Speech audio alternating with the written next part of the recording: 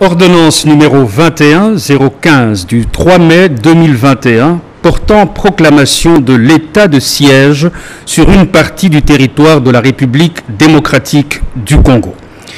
Le président de la République, vu la Constitution telle que modifiée par la loi numéro 11002 du 20 janvier 2011 portant révision de certains articles de la Constitution de la République démocratique du Congo du 18 février 2006, spécialement en ses articles 61, 69, 79, 85, 144 et 145.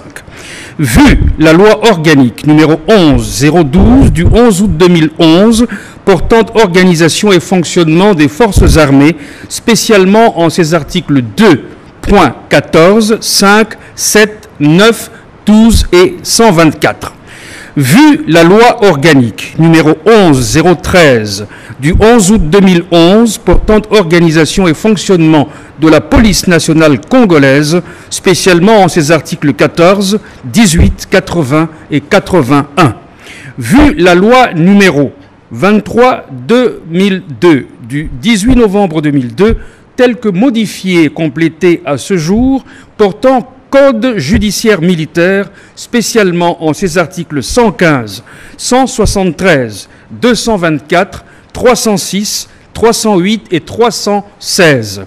Vu l'ordonnance numéro 20-016 du 27 mars 2020 portant organisation et fonctionnement du gouvernement, modalités de collaboration entre le président de la République et le gouvernement, ainsi qu'entre les membres du gouvernement, spécialement en ses articles 62, 63 et 64.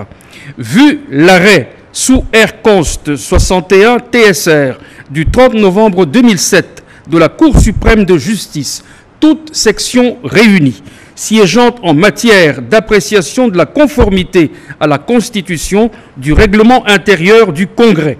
Vu l'arrêt sous R-Const 1200 du 13 avril 2020 de la Cour constitutionnelle siégeant en matière de contrôle de constitutionnalité. Considérant que la situation qui sévit dans la province de l'Ituri et dans la province du Nord-Kivu est de plus en plus préoccupante de par sa nature et sa gravité et qu'elle constitue d'une manière immédiate une menace contre l'intégrité du territoire national, affectant ainsi le fonctionnement régulier des institutions. Considérant les conséquences néfastes de la crise sécuritaire provoquée par ce cycle récurrent de violence qui impose la prise de mesures exceptionnelles en vue d'endiguer ces menaces graves et de sécuriser les populations et leurs biens. Vu la nécessité et l'urgence, après concertation avec le Premier ministre et les présidents des deux chambres du Parlement, le Conseil supérieur de la défense entendu ordonne. Article 1er. L'état de siège est proclamé sur toute l'étendue de la province de l'Ituri et de la province du Nord-Kivu pour une durée de 30 jours à dater du jeudi 6 mai 2021. Article 2. Pour faire face à la situation pendant l'état de siège, les autorités civiles des gouvernements provinciaux de l'Ituri et du Nord-Kivu, celles des entités territoriales décentralisées et déconcentrées des dites provinces, seront remplacées par les officiers des forces armées de la République démocratique du Congo et ou de la police nationale congolaise désignée à cet effet. Article 3. L'action des juridictions civiles sera substituée par celle des juridictions militaires. Article 4. Pendant cette période, en aucun cas, il ne sera dérogé aux droits et principes fondamentaux ci-après. 1. Le droit à la vie. 2. L'interdiction de la torture et des peines ou traitements cruels, inhumains ou dégradants. 3. L'interdiction de l'esclavage et de la servitude. 4. Le principe de la légalité des infractions et des peines. 5. Les droits de la défense et le droit de recours. 6. L'interdiction de l'emprisonnement pour dette. 7. la liberté de pensée, de conscience et de religion. Pendant la période de l'état de siège, les immunités et autres privilèges de poursuite ne sont pas d'application. Article 5.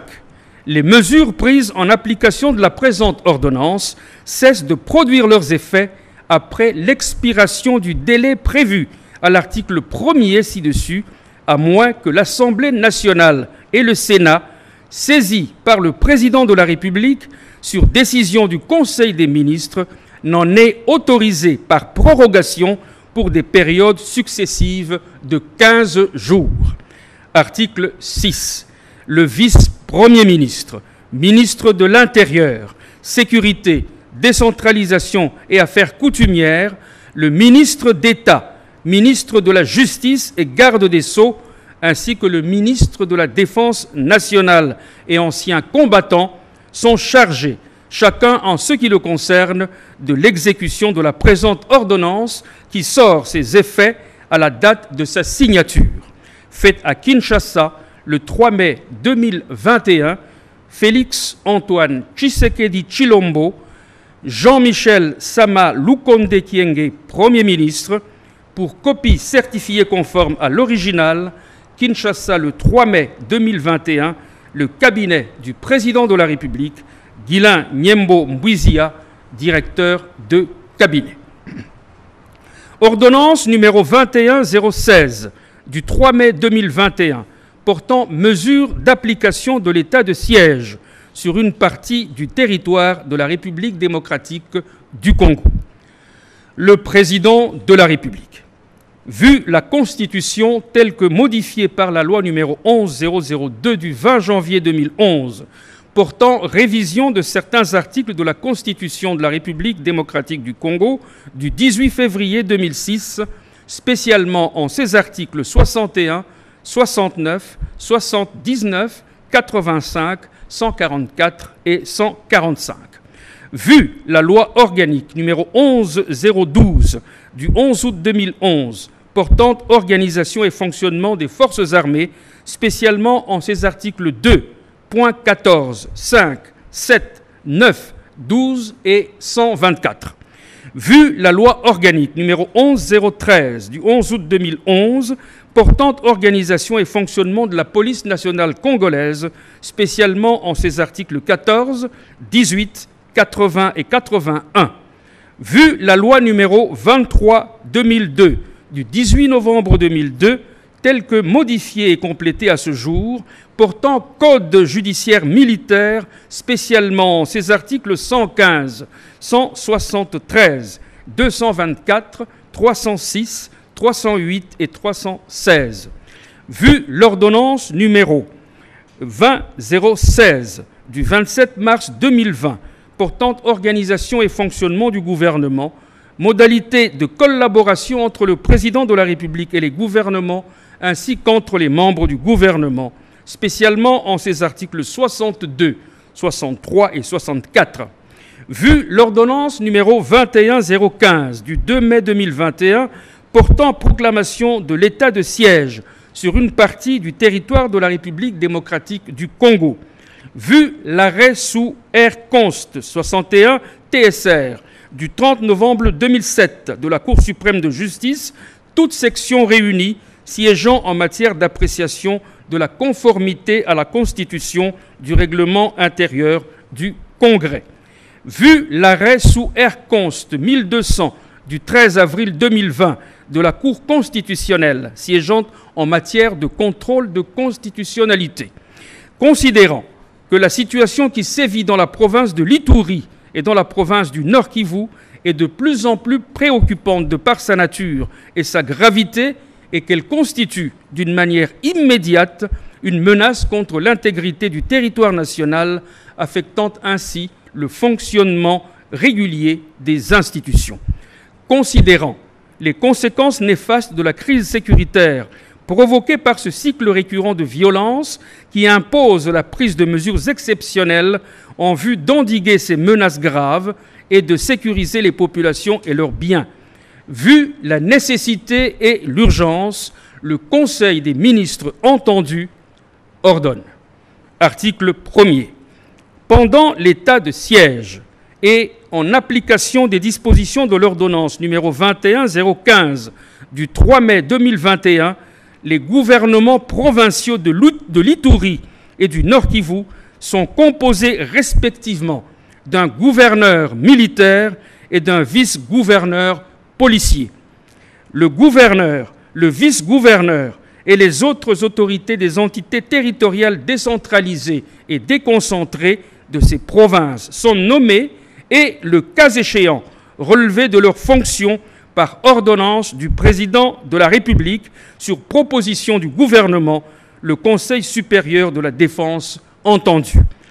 Les gouvernements provinciaux ainsi que les assemblées provinciales des dites provinces, telles que définies à l'article 198 de la Constitution, sont suspendues et leurs prérogatives sont transférées aux autorités militaires provinciales visées à l'alinéa précédent.